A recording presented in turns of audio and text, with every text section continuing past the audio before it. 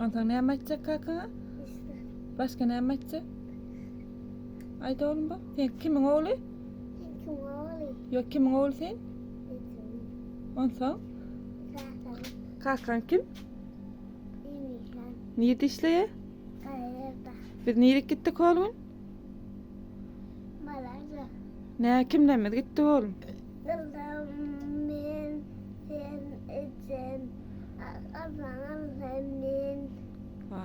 Elin ağzını süpürdün koy edip çırşayını men arasıca ullakan ovadan oğluma şu havamı akıl oğlum da koy edip elin süpür oğlum yok alan zıngma bu kaptarında musuru var tenzin sen hem kişen zıngarda beylen öğürleyen ağam rahat gördün mü yırtıkken kaşarik hiç yere musur zıngma la bomon ondan sen mundumuz hapa olur da ine seyret ine işte de musuru karap kova ine senkçü sen zıngma diyen şu an sal ondan me ecen te sıyırttır ecen iyirden ondan kahar gelir da ecen bololmuş ona salıştır getir gel odan esigen madaşın gatı ojuda emine tereden iğnesinin diyeneden o gün sade ötecek gel men oğluma akıllı havamı gitti ya sade ötü bololumdan blakno doğruma blakno